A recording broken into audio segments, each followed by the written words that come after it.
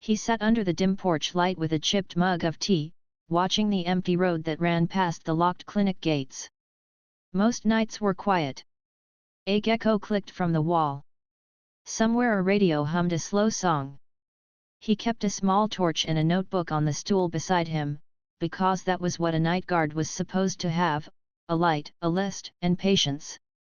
His name was Hassan, and he treated the old building as if it were still open, as if a doctor might step out at any moment and ask him to hold the door. The clinic had been closed for months, ever since the funding ran out and the last nurse took her bag home. The sign still said Community Health Center, but the paint was peeling and the lock was new and shiny. People still came by mistake. A bike would stop, or a car would slow, and a voice would ask through the bars, "Is anyone there?" Hassan would stand, straighten his cap, and say the line he hated, "I am sorry. The clinic is closed." He tried to say it kindly. He tried to say it as if it might change by morning. He knew the faces of the street dogs, the rhythm of the late bus, and the way the air cooled after midnight. He knew the fruit seller who walked home after counting coins. He knew the teacher who passed with papers under her arm. He nodded to each of them like a lighthouse that only gave a little light but never slept. When the wind carried the smell of lemon soap from the houses nearby, he remembered how the clinic used to smell in the early hours of the day: clean floors, boiled water, fresh gauze. He missed that smell. One evening, near closing time for the shops, a small group hurried toward the gate. A father carried a little boy whose forehead shone with sweat. The mother walked beside them, whispering the child's name. "Please," the father said, his voice thin with hope, "is the doctor inside?" Hassan unlocked a small side door and let them wait on the porch while he called the ambulance. He already knew what the answer would be. The nearest hospital was far, and the night driver was often out. He dialed twice, then a third time. He held the phone close to his ear and listened to the same recorded message. The boy breathed fast. Hassan poured water into a clean cup and asked the mother to cool the boy's neck. He was not a nurse. He was careful with his words. He said they must go to the main hospital at once and offered to walk them to the road and help find a ride. The father's eyes were tired but steady. "We tried," he said. "The last bus left." The mother blinked back tears, not loud tears but the kind that sit heavy in the eyes and make the voice small.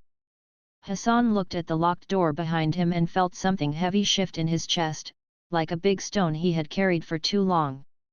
They found a neighbor with a motorcycle who agreed to take them part of the way, then another person who knew another person, and at last the family left. Hassan walked back to the porch and sat down. He opened his notebook and wrote the date, the time, and the words "boy with fever, ambulance not available." He underlined the words. He stared at the page, then at the gate. The night was quiet again, but it did not feel calm. It felt like the air before rain. From that night, he began to write down every person who came to the gate.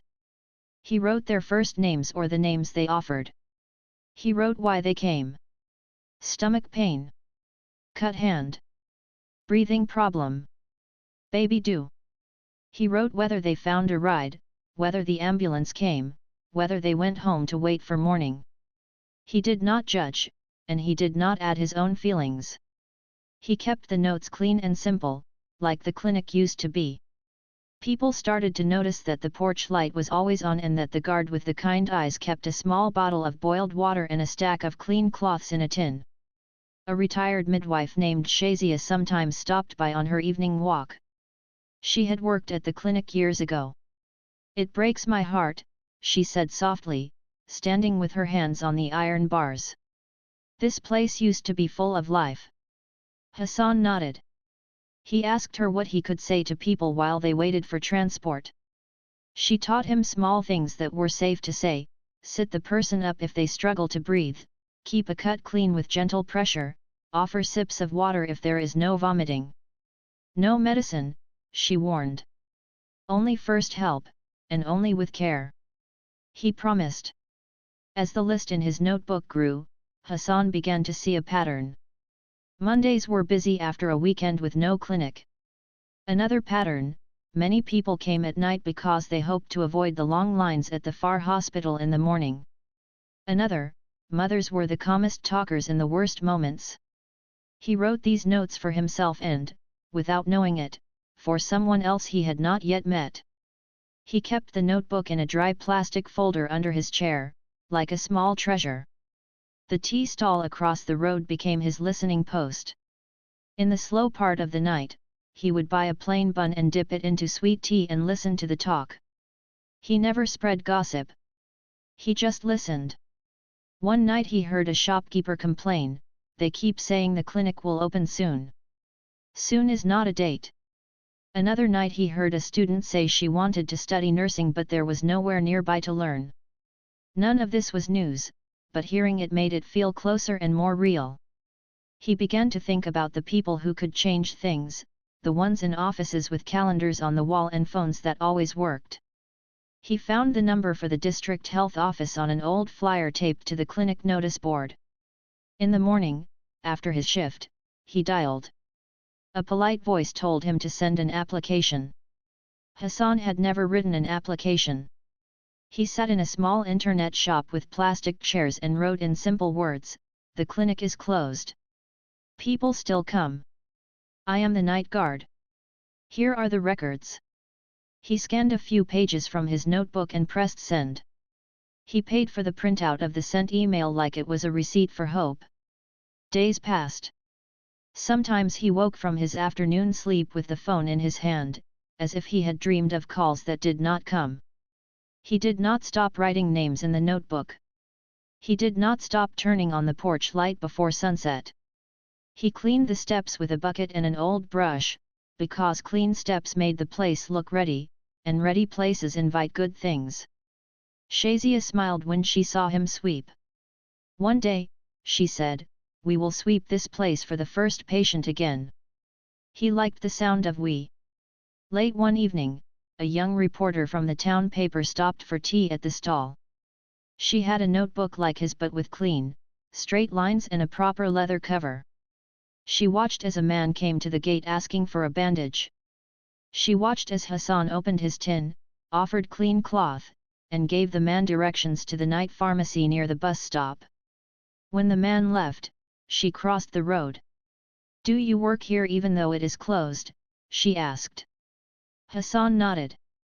He showed her the lock on the door. He did not complain. He just told her the facts, because facts felt like a path. The reporter asked if she could see the notebook. Hassan hesitated.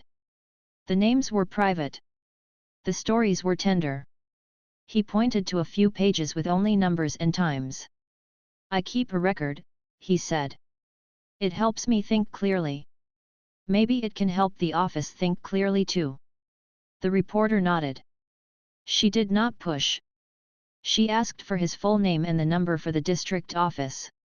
She bought him another tea and thanked him for his time. As she left, she said, "Sometimes a small light is all a road needs." Hassan watched her go and wondered if words were also a kind of light. On a rainy night, two brothers came, one carrying the other on his back. The younger had slipped on the wet stairs at home. He was awake and speaking, but his ankle was swollen. Hassan found an umbrella and walked them to a neighbor's car that sometimes ran as a taxi. The neighbor agreed to take them to the main hospital for a fair price. The older brother shook Hassan's hand and said, "You may be only a guard, but you guard more than a gate." The words warmed Hassan more than tea. He wrote them down later, not as a fact, but as a reminder. People were watching, and help grew when people saw it. By the end of the month, the notebook was halfway full. The pages were neat.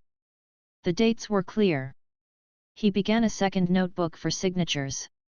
When someone came to the gate, he would ask gently, "Would you like to sign a request to reopen the clinic?" Most people did.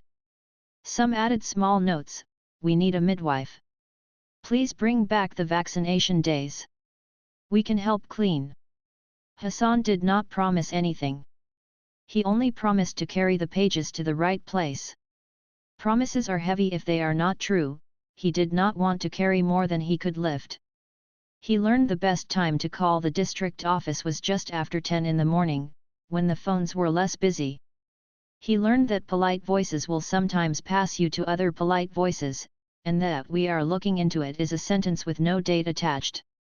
He learned to keep his voice calm and his words short. "I am the night guard. People still come. Here are the records. We have signatures." He learned to say thank you even when nothing changed. He was not trying to win an argument. He was trying to open a door. One afternoon, as he was leaving the internet shop, the owner called him back. "Your clinic," the owner said, "is in the paper today." The story was small, on the inside page, but it had a picture of the locked gate and a line about a night guard who kept a list. The owner smiled. "You are famous," he joked. Hassan shook his head. Fame was not the point. A working clinic was the point. Still, he bought a copy and kept it in the plastic folder with his notes. Paper could be a kind of key. The next nights felt a little different. People who passed the gate nodded with more interest. A teacher brought a box of masks left over from a school event and said, "You can give these to anyone who needs them." A shopkeeper left a bottle of soap. Someone hung a small bell on the gate so visitors could ring instead of calling out in the dark. Hassan wrote a thank you list at the back of the notebook. He liked lists. They made the world feel ordered. They made problems look like tasks. He did not know if the clinic would open next week, next month, or next year. He did not know if the office would read every line he wrote. He only knew that a door stays closed until someone turns the handle, and sometimes the handle is not a piece of metal but a habit, a voice, a set of careful notes. On the last night of the month, he sat under the porch light with his torch and his tea, and he felt a quiet change inside him. He was no longer only guarding a building. He was guarding a chance.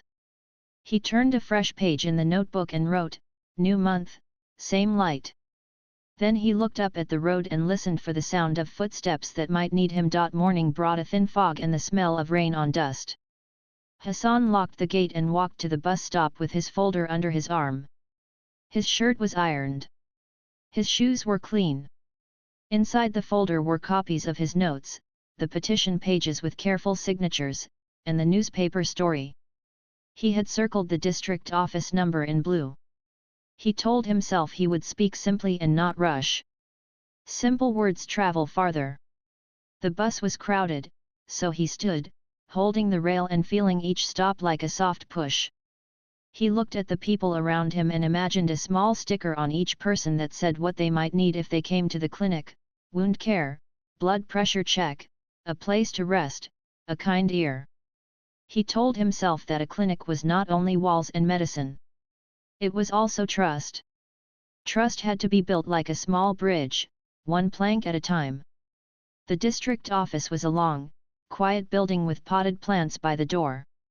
A security guard checked his name and asked him to sit. The waiting area had a fan that hummed and posters about hand washing and safe water.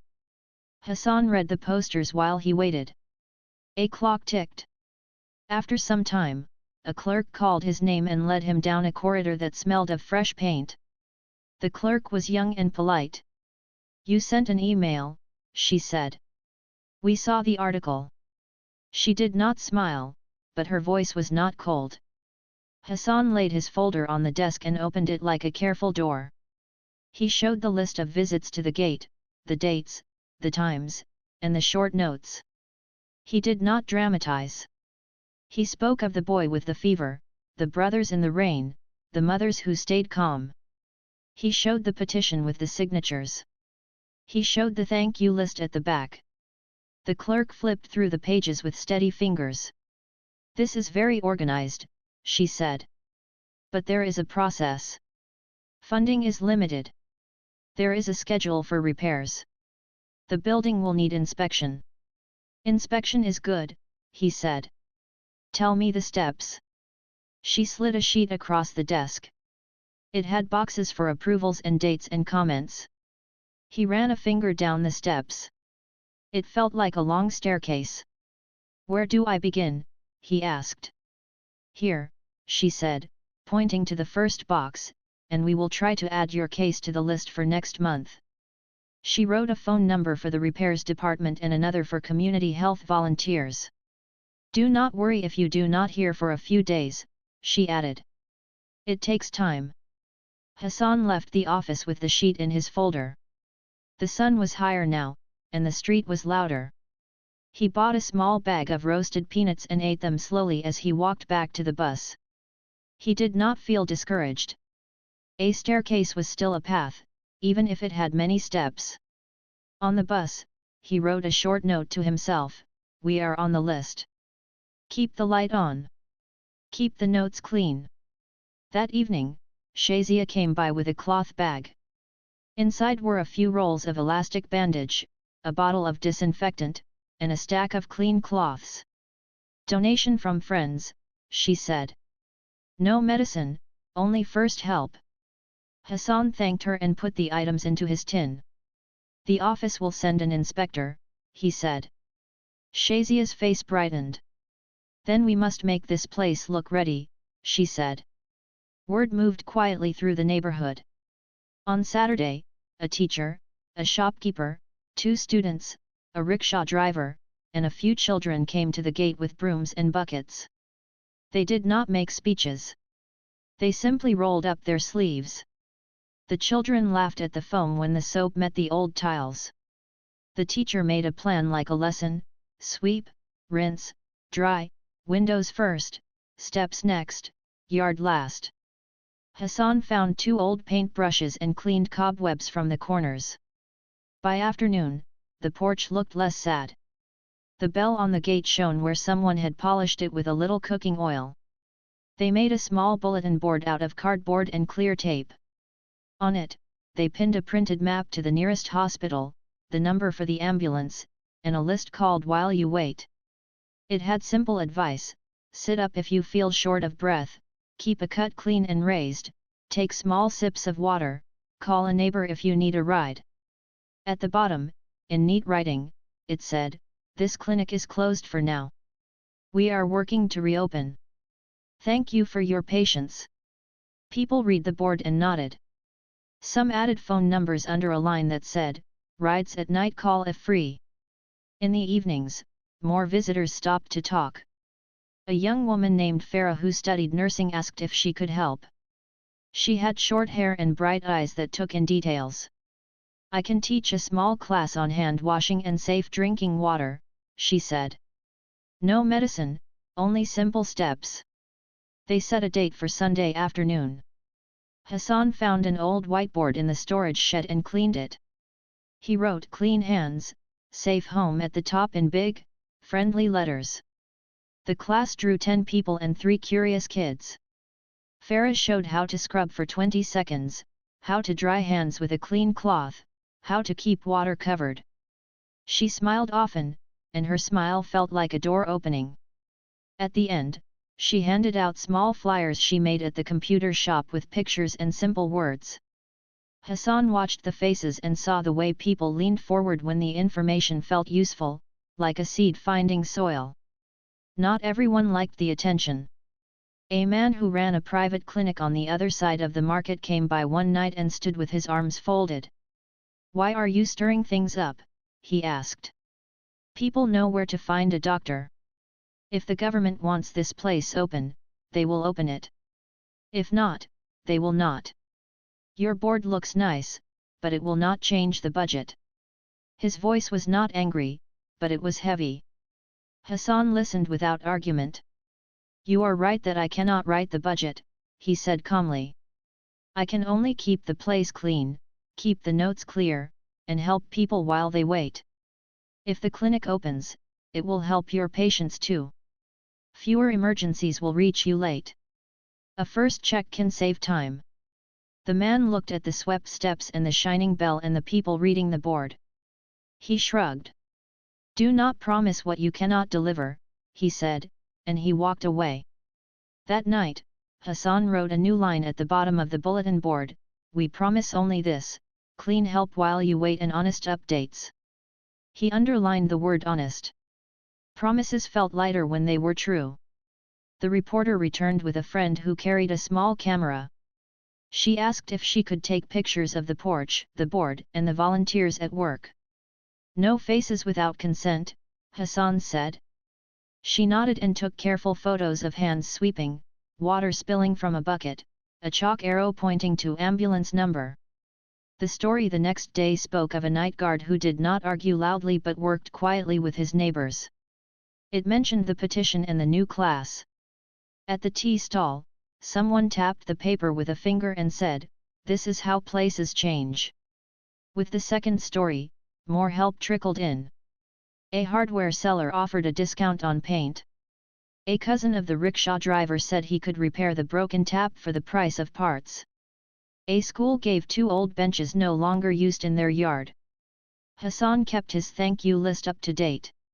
He taped the list on the board so people could see their names on paper, which is another kind of thanks. He also started a small envelope in his tin labeled receipts. When someone bought soap or tape or nails, they wrote the amount on a slip and put it in the envelope. Clear money is calm money. One afternoon, a white Jeep stopped by the gate. 2 people in neat shirts stepped out with clipboards. The man introduced himself as an engineer from the repairs department. The woman said she was from health services. They walked slowly around the building, noting the cracked plaster, the peeling paint, the broken window latch, the roof that would need patching before the next heavy rain. Hassan watched their pens move. He felt his heart beat a little faster, like a drum before a parade. Inside the clinic, dust lay thick on the counters. The fridge for vaccines was unplugged and open, the door tied so it would not stick shut. The engineer tapped the wall with a knuckle and listened. "The structure is sound," he said. "Cosmetic work, plumbing, some wiring. The generator needs service. The water tank must be cleaned." The woman wrote as he spoke. She turned to Hassan. "Who keeps this place so clean outside?" she asked. "The neighbors," he said. "We are all waiting." "We see that," she said, looking at the board with its neat lines and the map with a line drawn in red. "This helps us help you." She took photos of the list of gate visits. "Real numbers," she added. "Real people." When they left, Hassan did not jump or shout. He sat on the bench and let the afternoon pass through him like warm air. He told the volunteers who came by in the evening about the visit.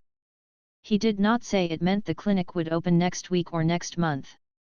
He said only what he knew: an inspection had been made, the structure was sound, a report would go to the office. He saw relief in their eyes, small but real, like the first star at dusk. The next days brought other tasks. A rat had chewed a sack of old cotton, so they cleared the storage room and set up metal bins with tight lids. The tap was repaired, and the sound of water running clear into a bucket made everyone smile. Farah offered another small class, this time on safe home remedies and when not to use them. She spoke gently about not putting powders on wounds and not skipping clean water when fever comes. People asked good questions. Learning felt like part of the cleaning. There were hard moments too. A mother arrived one night with a baby who would not stop crying. Hassan could only offer a quiet place to sit and cool water and help to find a ride. He wanted to do more. The want felt like a stone in his pocket. He carried it and let it keep him serious. Later, he wrote the time and the note and one small sentence for himself: "Do not forget why we are doing this." He kept calling the office at the calm hour after 10. Sometimes the clerk answered and said the report was moving. Sometimes he got another polite voice that said the same sentence in a different way. He stayed patient. He added one more column to his notebook for follow-up, so he could show who came back to tell what happened. A pattern emerged again. More people returned to say thank you for the directions, the ride numbers, the clean cloth. He began to feel he was not only guarding a gate. He was quietly guiding a stream. One evening, as the sky turned the color of old copper, the private clinic owner came back. He stood with his hands in his pockets and looked at the painted steps and the fixed tap and the clean yard. "I heard the inspectors came," he said. "They did," Hassan replied. "I also heard you are keeping receipts for soap and nails," the man added, almost smiling. "Clear money is calm money," Hassan said, and the man chuckled. He took a breath and spoke in a lighter voice. "If the building needs a small generator battery," he said, "I can help with cost. A clinic with steady light helps everyone." "I see that." It was a small offer, but it came from a place that had been closed before, not with a lock but with doubt. Hassan felt the air shift, the way it does before rain. He wrote the offer on his thank you list and on a small slip for the envelope. Night fell. The porch light clicked on. The bell on the gate rang twice, and the sound was clear. Hassan tightened the cap on his pen, opened to a fresh page, and wrote the date. He felt tired, but it was a clean kind of tired, the kind that follows work that matters.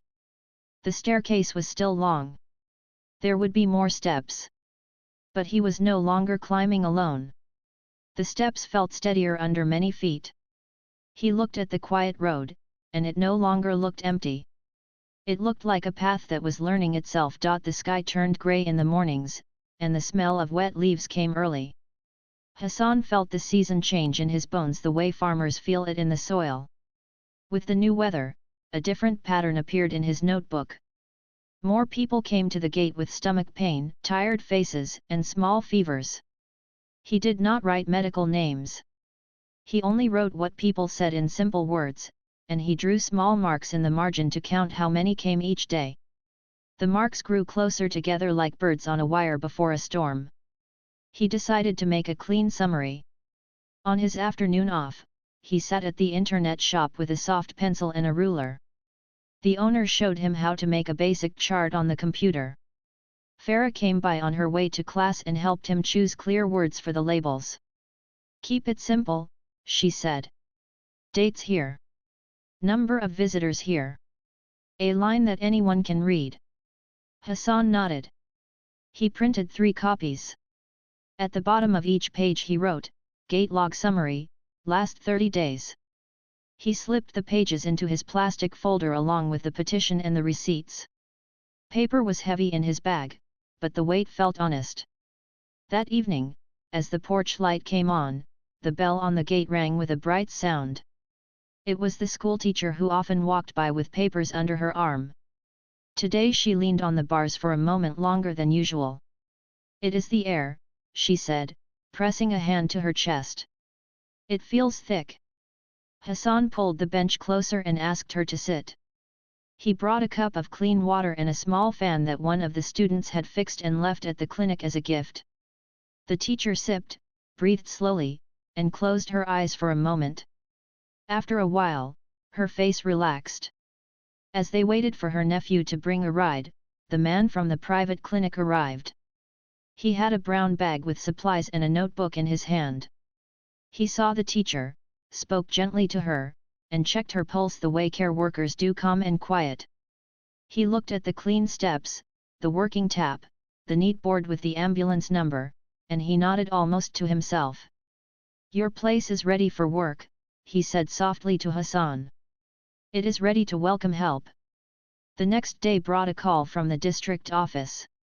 The polite clerk's voice sounded a little brighter than before. "A community forum will be held at the Union Council Hall on Thursday," she said. "The agenda includes your clinic's status. Please come and bring any records you wish to share." Hassan repeated the time and place into his notebook, then thanked her. After he ended the call, he stood very still. For months he had been patient, steady, and quiet. Now the path was asking him to step forward onto a small stage. That evening, he told Shazia and Farah about the forum. Shazia clapped her hands once, the way happy elders do. "We will prepare you," she said. Farah nodded. "We will keep it simple," she added. 3 points, 1 request, 1 promise. They met the next afternoon in the cool shade of the clinic porch.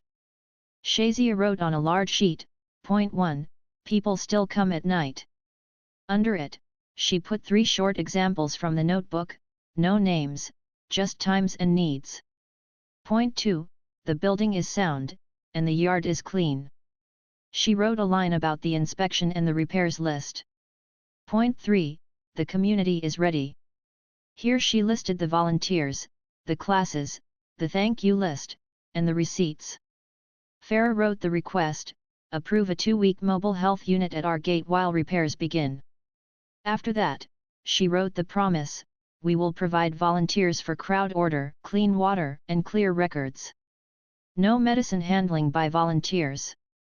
Hassan read the sheet aloud until the words felt like steps he knew by heart. He practiced speaking slowly. He practiced looking up after each point. He practiced ending with a quiet thank you. He felt like a student preparing for an exam that mattered to everyone he loved. The day of the forum came with clear light after a night of rain. Hassan wore his cleanest shirt and the cap his father had given him years ago. He carried his folder like a careful tray. The Union Council Hall was a long room with chairs in rows, a table at the front, and a flag on the wall. The air smelled of chalk dust and tea. People filled the seats: local shopkeepers, a few elders, 2 health workers, the engineer who had inspected the clinic, the polite clerk, the reporter with her leather notebook, and the man from the private clinic. Hassan sat in the second row, where he could see the papers on the front table. The council chair opened the meeting and moved through the agenda items like a metronome. Road repairs. School fence. Water tank cleaning. Then she said, next, community health center status.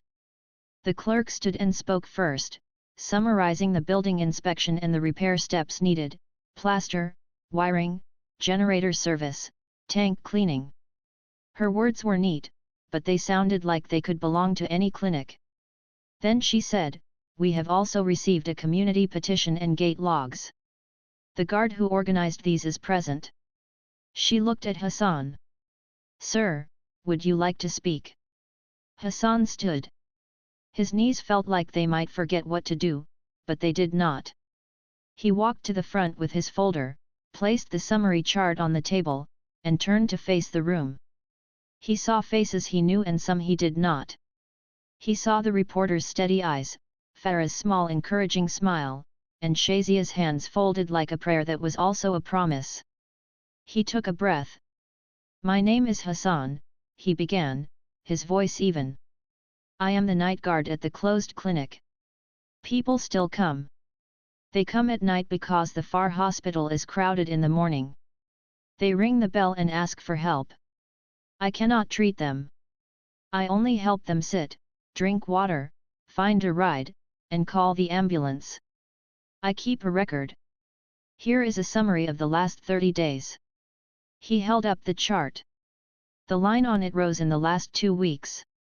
The room bent forward, just slightly, as a single body. We had an inspection, he went on. The building is sound. We clean the yard. We keep the tap working. We hold small classes on hand washing and safe water. We keep receipts. The community is ready to help. He lifted his eyes and spoke the request he had practiced. I ask for a 2-week mobile health unit at our gate while repairs begin. We will provide volunteers to keep order and clean water. We will keep clear records. We will not handle medicine. We want to support, not replace. He ended with his promise, we will keep the porch light on, the steps clean, and the numbers honest. We will report what we see so you can plan better. We will not promise more than we can do. He placed the chart on the table, next to the engineer's report. The room was quiet in a respectful way. The man from the private clinic stood. I run a small clinic across the market, he said. At first, I thought this effort was only noise. Now I see it is a hand extended to all of us. If a mobile unit comes, I will help with the generator battery and with clear referrals. A healthy neighborhood helps every clinic, private or public. A low murmur of agreement passed through the room like wind in soft leaves. The council chair looked at the health services officer, who had come in quietly and sat near the back. The officer stood. "There is an outreach program for mobile units," she said. "We place them where there is clear need and community readiness. The guard's records and the inspection report fit our criteria. If the council supports it, we can schedule a 2-week unit starting next Monday, with the possibility to extend if the numbers show benefit." She paused and added, "But we must begin repairs at the same time. A clean yard is good, but a working clinic is better." The council voted. The hands went up like a small field of flags. The motion passed with clear support. The officer wrote the date. The engineer wrote the repair start tasks and the name of the contractor who would patch the roof. The reporter's pen moved quickly across her page. Hassan stood very still. He did not clap or cheer. He let the moment land inside him like a bird finding a branch. After the meeting, people came to shake his hand. The council chair said, "Speak again at the end of the 2 weeks to show the results." The health officer said, "Our team will need a small table, 2 chairs, shade, drinking water, and a trash plan. Can you provide?" Hassan nodded. "We can," he said, thinking of the benches, the buckets, and the volunteers who would come with their sleeves rolled up. The engineer said, "I will send the tank cleaning team on Friday. Please keep the gate open for them." As he walked home, the light felt different even though the sun was the same. He passed the tea stall and the owner waved him over with a grin. "You looked like a headmaster," the owner teased. "Next you will be telling us to line up." Hassan laughed, a soft sound he did not often make in public. "Maybe we will line up for vaccines," he said, and the owner tapped the table in approval. Back at the clinic, he taped a new sheet to the bulletin board, "Mobile Health Unit, Monday to Saturday, 9 a.m. to 1 p.m., for 2 weeks. Free basic checks and advice. Please bring your own water bottle. Masks available. Volunteers on site." He wrote the schedule in clear numbers and added a small drawing of a van so children would understand too. He made a second sheet, "Repairs begin, Friday. Thank you for your patience." He wrote a third, "Trash plan, all waste in covered bin. No liquids on ground." Volunteers arrived as the news moved through streets and phones. The students offered to paint a clean white rectangle on the wall where daily updates could be written. The rickshaw driver said he would park near the gate during the unit hours for those who needed a ride home after a check. The teacher promised to organize a line system with shade from cloth hung between 2 poles. Shazia said she would bring soap and a kettle for tea for the health workers. Farah drew a simple welcome sign with arrows to the hand-washing station and the waiting area. On Friday, the tank cleaning team came with hoses and brushes. The sound of water rushing into the tank after the cleaning felt like a new start. On Saturday, the contractor patched the roof corner where small leaks had left stains on the ceiling. Hassan kept receipts in his envelope and wrote roof patch beside the amount. Clear money stayed calm. Sunday evening was quiet in a sweet way. Hassan sat with his torch and watched the last birds fly across the fading sky. He opened his notebook and wrote a new entry, "Turning point, Council approved mobile unit and repairs. Promise to keep order and records. Begin Monday." He closed the book and placed it gently in his folder. Morning came with a bright curtain of light. The mobile unit rolled up to the gate, white and clean, with a small emblem on the side. 2 health workers stepped out with warm voices and firm hands. Hassan and the volunteers moved like they had practiced. Shade cloth up. Chairs in a neat line. Water at the hand-washing station. Trash bin in place. A simple sign for start here. The first visitors arrived, some shy, some relieved, some curious. The health workers greeted each one with a smile that said, "You matter." As the line formed, Hassan stood a little to the side, where he could see the whole picture, the van, the clean steps, the list on the board, the students guiding elders to seats, the rickshaw waiting with the engine off to save fuel, the private clinic owner walking over with a small toolbox and the battery he had promised. Hassan felt the ground under his feet steady like a promise kept. He knew this was not the end. It was not the grand opening with ribbon and speeches. It was a beginning made of many small hands doing honest work. But he also knew this, a door that had stayed shut for months was now moving on its hinges. It did not swing wide yet, but it moved. And when doors begin to move, rooms fill with air again. He turned on the porch light even though the sun was high. It was his habit and his message. Day or night, the light meant welcome. He picked up his pen, opened to a fresh page, and wrote the date. Then he looked up, not out of worry but out of care, the way a lighthouse looks even on calm days. The road no longer looked empty. It looked like a path that had decided to lead somewhere. The first morning of the mobile health unit felt like the start of a school term. People came early and stood in a neat line under the shade cloth. Hassan greeted each face with the same warm words, "Welcome, please wash your hands, have a seat, we will see you soon." The health workers opened the van's side doors and laid out simple tools on a clean table. A soft hum came from the small generator, and a paper fan clicked on above the waiting area. Everything looked ready. By the second hour, the line doubled. A grandmother with careful steps came for a blood pressure check. A shop boy brought his cough that had lasted too long. A new mother asked about feeding. A mason with white dust on his sleeves had a sore wrist and wanted to know if he should rest. The health workers moved with steady speed. They spoke clearly, wrote short notes, and gave kind advice. Hassan watched the system he had imagined take shape in real life: water, shade, order, and honest help. He wrote down the numbers in his book and marked small stars next to people who asked to be called for follow-up. On day 2, heat pressed down like a hand. The shade cloth helped, but the air stood still. People grew tired in the line. Hassan asked the students to set up a second hand washing spot with a bucket and a tap. Shazia arrived with a kettle and made light tea without much sugar so people could sip and feel better. Farah drew a big sign that said "Short Rest Area" with an arrow to a bench near the wall. The private clinic owner came with a box of paper fans from a wedding shop. He handed them out with a quiet smile. Small fixes made a hard day gentle. Not every problem could be solved at once. On day 3, a sudden rain hit at noon. The cloth sagged with water, and a corner of the waiting area got wet. Volunteers ran to pull the cloth tighter and tie it to a stronger point on the fence. People moved in closer, sharing space without complaint.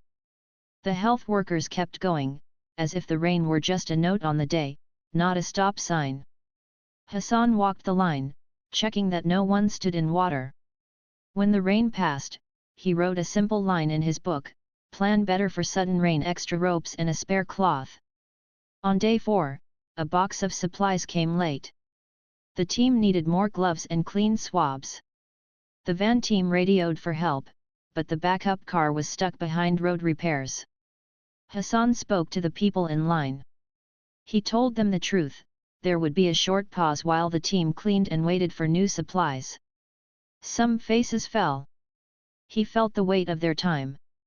He asked the teacher to lead a short talk on simple food safety while they waited. Farah showed how to boil water and store it. The talks turned waiting into learning. When the supplies came, the line moved again, quicker than before because people were calm. On day 5, a man from a nearby lane came with a complaint. "Your line blocks the rickshaw turn," he said. "My cousin could not pass, and he was late for work." His tone was sharp, but his worry was real. Hassan did not argue. He walked with the man to the corner, looked at the chalk arrows on the ground, and saw the problem. The line bent out too far at the wrong hour. He thanked the man, and with a piece of chalk he drew a new path inside the yard. The students set out stones as guides. The rickshaw turn cleared. The man nodded. On the board, Hassan added a small update: "New line path, please follow arrows." Little changes kept big trust. Day 6 brought the first visit from the health officer since the forum. She watched the flow with a careful eye, where people entered, where they sat, where they washed hands, where they threw trash. She checked the bin and its lid. She checked the list of numbers on the board. She asked Hassan to show the daily counts and the notes about follow UPS. He opened his folder and laid out the pages like steps. She smiled at the tidy columns. "You keep clear records," she said. "Clear records make decisions easier." Before she left, she said, "If this pace keeps up and repairs stay on track, we can discuss limited clinic hours next month." The words were small, but they held light. On day 7, the unit rested, as it did each Sunday. The porch was quiet, but work still happened. Volunteers cleaned every chair and scrubbed the ground under the shade. The rickshaw driver oiled the gate hinges so the bell would ring without a harsh sound. The private clinic owner tested the small generator and changed its oil. Hassan counted the receipts, wrote each amount on the envelope, and matched each slip to a small item: rope, soap, chalk, nails, cloth. Clear money stayed calm, and calm money made people feel safe to help again. Monday of the second week started with a rumor. Someone had posted on a local group that the clinic was fully open, with a list of services that did not yet exist.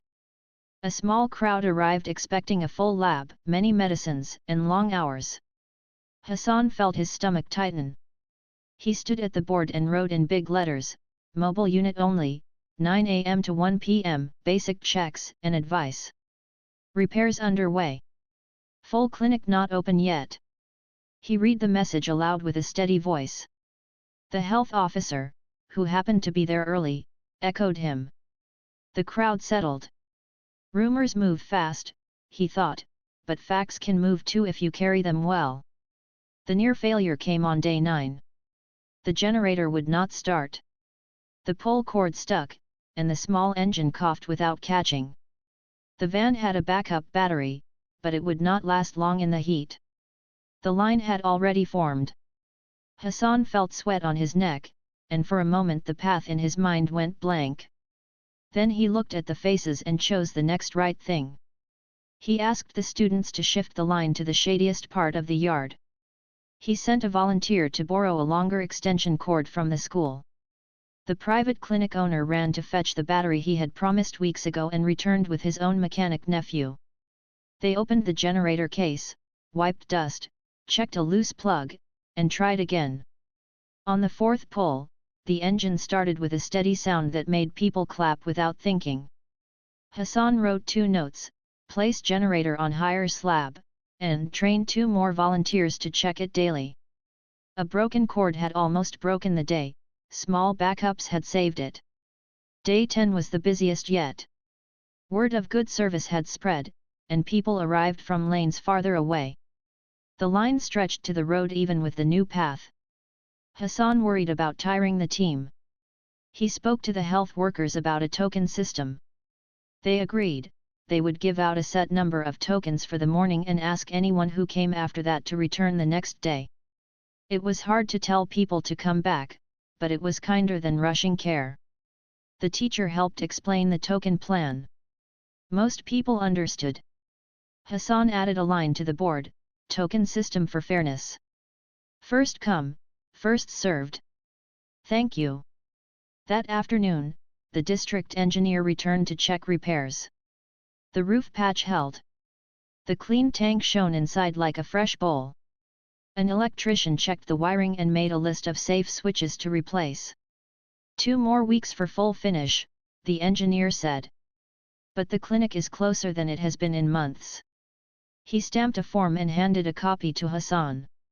Paper built trust, and stamps on paper were like nails in wood. Day 11 brought visits from people who had been there in the first days of the unit.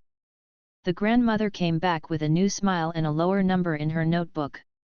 The shop boy's cough had eased, he stood straighter. The mason with the sore wrist showed the exercise the worker had taught him and said the pain was less. These were small victories, but they rang like clear bells. Hassan wrote each follow-up in his book and added 1 word after the note: better. The line on his summary chart rose and fell like a breathing chest: but the word better stayed steady. On day 12, a council member stopped by unannounced. He looked at the line, the tokens, the clean yard, and the repaired tap. He spoke to 3 people at random in the waiting area. Then he pulled Hassan aside. "Numbers are strong," he said. "But some are asking if this is just a good show. At the end of 2 weeks, what will you have to prove this is more than a temporary fix?" Hassan had expected such a question. He led the member to the board where he had taped a new sheet that morning, 2-week summary, draft. It showed total visits, top 5 reasons for visits in simple words, number of referrals, and number of follow-ups marked better. The member read it and nodded. "Bring this to the review," he said. "People understand plain numbers." Day 13 was all about small problems and small answers. A chair cracked, a volunteer fixed it with a brace. A child cried in the line, the teacher turned waiting into a short story time using the pictures on the hand-washing poster. A man spoke loudly on his phone near the table. Farah placed a sign that said "Quiet helps care." The private clinic owner adjusted the shade cloth when the sun moved. Each person saw a small need and filled it without fuss. Hassan looked at them and felt a soft pride that didn't need words. On the last day of the 2-week unit, the morning felt like an exam again. The health officer returned with a colleague. The council chair arrived. The reporter stood near the back. The van team did its work as always. Hassan kept the line moving, tokens fair, water full, and bin covered. At noon, the officer asked for a short pause. She stood by the board and pointed to the summary page. 236 visits in 12 working days, she said. Top reasons: blood pressure checks, cough and colds, stomach pain, minor injuries, nutrition advice. 34 referrals to the main hospital. 71 follow-ups marked better. 0 incidents. Clean yard. Clear records. Community ready. Repairs on schedule. This is good use of a mobile unit. She turned to the council chair. Our program allows extension where there is strong use and clear progress toward reopening. I recommend a 1-week extension while the electrician finishes and the tank test results return. The chair looked at the faces: the grandmother, the shop boy, the mason, the teacher, the students, the clinic owner, Farah, Shazia, and the volunteers. She nodded. Approved, she said. 1 more week. Relief moved through the group like a sigh shared by many lungs. It was not the full answer they wanted, but it was not a stop. It was a bridge. Hassan wrote extension, 1 week on the board in steady letters. He underlined it once. He did not promise more than that. He only promised to show up again at dawn with clean water, a working bell, and a clear book. That evening, after the van pulled away and the last chair was stacked, Hassan sat on the bench under the porch light. The sky was pale and quiet. He opened his notebook and wrote a long entry. He listed the hard days: the heat, the rain, the late supplies, the rumor, the stuck generator. He listed the answers: extra shade, ropes, talks, big letters on the board, a borrowed cord, a new battery, a token plan. He wrote 1 line about near failure and 1 line about calm work.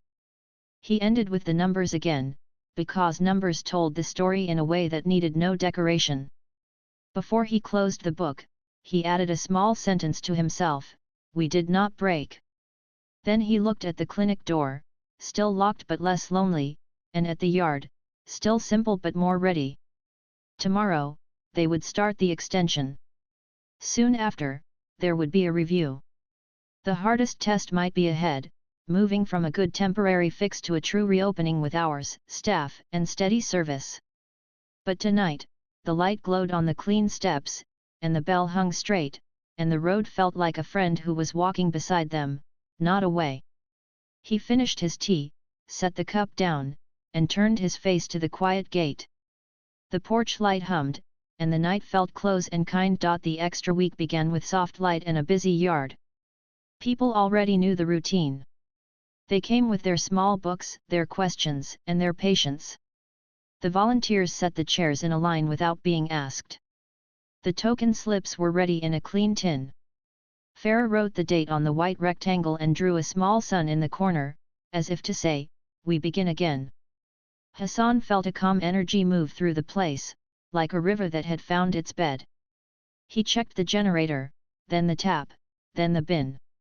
He had learned to look at small things before they became big trouble. The private clinic owner came early with his nephew and gave the generator a quick check. "Listen for the soft hum," he said. "If the sound changes, call us." Hassan nodded. He liked clear instructions that fit into a pocket of memory.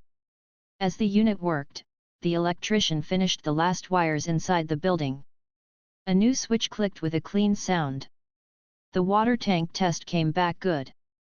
The engineer brought the paper and stamped it again. Hassan folded the copy and placed it in his folder, between the summary chart and the thank you list. Paper still felt like steps. Each stamp was a step that held. On the third day of the extension, a different van pulled up.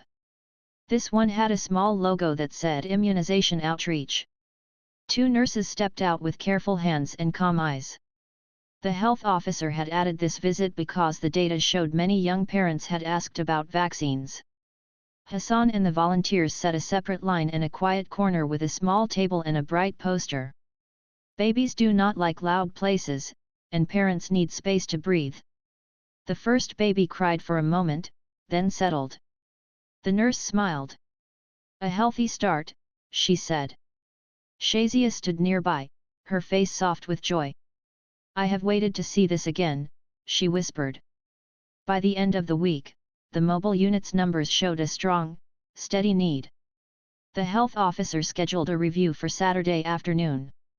Hassan prepared like always, simple pages, clear numbers, and 3 points.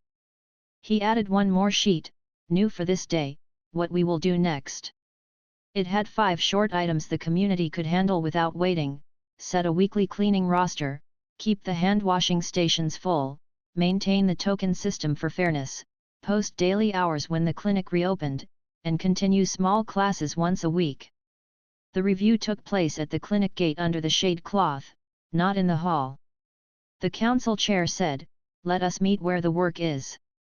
People gathered: volunteers, elders, parents, the private clinic owner, the teacher, Farah, and her classmates, the engineer with his clipboard, the health officer with a folder, and the reporter with her steady pen. Hassan stood beside the board and spoke in his quiet voice. He showed the 2-week summary and the extension numbers. He pointed to the top reasons for visits and the number of follow UPS marked better. He showed the stamp on the water tank test and the list of repaired items: roof patch, wiring, window latch, tap. He did not use big words or long sentences. He said what had been done and what still needed to be done. Then he read the 5 next items and said, "These are not promises we cannot keep. These are tasks we can do with our hands." The health officer listened and then spoke. "We can approve a limited reopening," she said. 3 days a week, 4 hours each day, starting in 10 days. A nurse, a health assistant, and a support worker will be assigned. Services will include basic checks, simple dressings, mother and child care guidance, and referrals. No lab yet. No night hours yet. Repairs must settle, and staff must find a rhythm. If records stay clear and the flow stays safe, we can add hours next month." A murmur ran through the group, this time not a complaint but a wave of relief. The council chair looked around and said, "We need a small support plan." She pointed at the list on the board. "This is a good start. Add one more, a small committee to meet every 2 weeks and check on clean water, tokens, the bin, and the hand-washing stations. Keep receipts. Keep minutes. Clear money stays calm. Clear meetings stay calm too." Names were called. Shazia for the elders. Farah for the students. The teacher for order in the yard.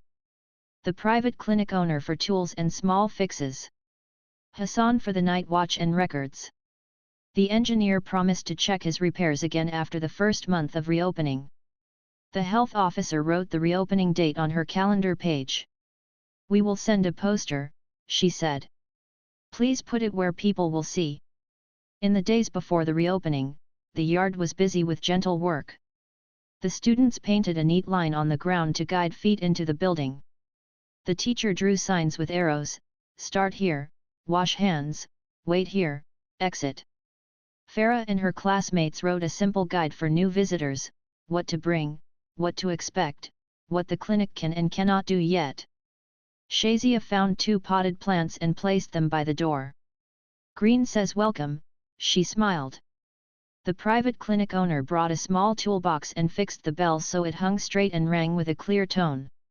He also left a small open box labeled "Found Items," because people sometimes leave a scarf or a small book. Hassan added a section to his notebook for lost and found, small but neat. He had learned that care meant not only health but also small respect. The reporter came by and asked to write a piece about the reopening plan. "No big promises," Hassan said carefully. "Only the hours, the services, and the date." She agreed. The paper printed a short story with a photo of the clean door and the 2 potted plants. Under the photo, a line read, "Clinic to reopen with limited hours, community to support order and cleanliness." The tea stall owner held up the paper and grinned. "This is the kind of headline I like," he said. On the morning of the reopening, the sky was clear. The door, once locked and lonely, now stood open with a soft sound, like a breath that had been held and was finally released. The nurse, the health assistant, and the support worker arrived with careful steps and calm eyes. They walked through the rooms, checked the clean counters, and plugged in the small fridge. Hassan showed them the hand-washing stations, the token tin, the line on the ground, the trash bin with its lid, and the board with the day's hours. They nodded. "This is ready," the nurse said. People came with soft smiles and quiet voices. They seemed to understand that this was a beginning, not a grand finish. A mother asked about feeding. A man came for a dressing change that had been waiting for a steady place. A young teacher came for a blood pressure check. The support worker sat at the small desk and wrote names in clear print. Farah and the students guided visitors and kept the water flowing. Shazia kept the waiting area calm with small words and a kind glance. The private clinic owner tightened a loose screw on the back door and then stood back, his hands in his pockets, as if the place were a shared song. At noon, the nurse stepped outside and spoke to those still in the line. "We will close for today," she said. "Please come back on Wednesday. These are our hours." She pointed to the board. No one argued. People were learning to trust the rhythm. Hassan wrote the day's number in his book and drew a small check mark. The mark was only for him, a sign that the first day had held. The weeks that followed had small tests. One day a delivery came late, and the staff worked from their careful reserve. One day the water in the lane was cloudy, and Hassan closed the tap and used boiled water they had stored for such a time. One day a rumor flew again, and Farah erased it with a big sign and a calm voice. The token system showed its worth when a sudden rush came on market day. The committee met every 2 weeks under the shade cloth. They checked the bin lid, the tap, the generator, the receipts, and the board. The minutes were short and clear. Tasks were small and done. Some evenings, Hassan sat under the porch light after closing. He would open his oldest notebook and run a finger down the first lines he had written months ago: "Boy with fever. Ambulance not available." He would not dwell on the hard memory. He would let it sit there as the place where the road began. Then he would open his newest notebook and read the latest simple lines: "Open hours held. 4 follow UPS better. Tap clean. Token plan fair." He liked the way the old and the new stood together like 2 pillars holding a small bridge. Slowly, the clinic added small things. A shelf for health books with pictures and simple words. A box of cloth masks for anyone who forgot one. A poster showing how to check salt in food.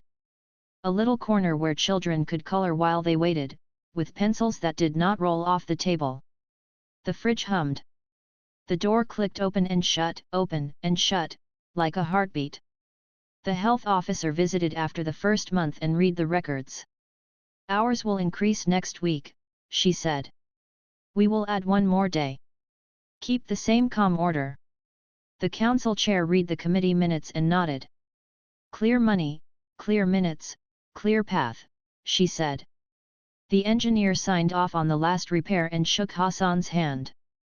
The reporter wrote a small follow-up, clinic hours extended after clean month. People began to say our clinic again, not with complaint but with care. The tea stall owner sent a pot of tea on busy days. The rickshaw driver made a rule to park farther down and keep the lane clear. The private clinic owner and the nurse set up a simple referral form so that anyone who needed more help could move with a paper that spoke for them. Farah's small classes continued on Sundays: clean water, safe food, simple home care, when to seek help. Shazia told stories of the old days when the clinic was new, but she always ended with, "Now is good too." One evening, as the sun softened, the teacher who had leaned on the bars weeks ago came by with a smile and a gift, a small wall clock. "So the hours are always clear," she said. Hassan hung it where everyone could see. Time looked friendly on the wall. Hassan thought about the path that had brought them here: one porch light, one notebook, many small hands, and the habit of telling the truth in simple words. He had learned that a door opens when many people hold the handle together. He had learned that records can be bridges and that thank you lists are also tools. He had learned that clear money stays calm and that rumors shrink when facts stand in big letters.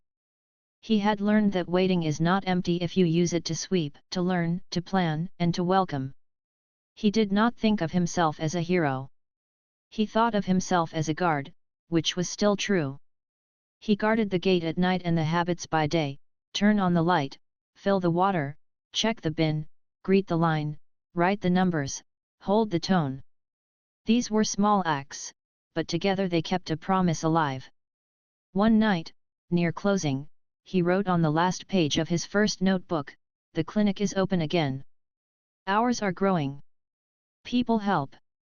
We keep the light on." He placed the old book beside the new one and closed both with his palm. Then he stood and looked at the road. It was the same road as before, but it no longer felt empty. It felt like a path that had learned its own way. He turned the porch light on even though the evening still held a little day.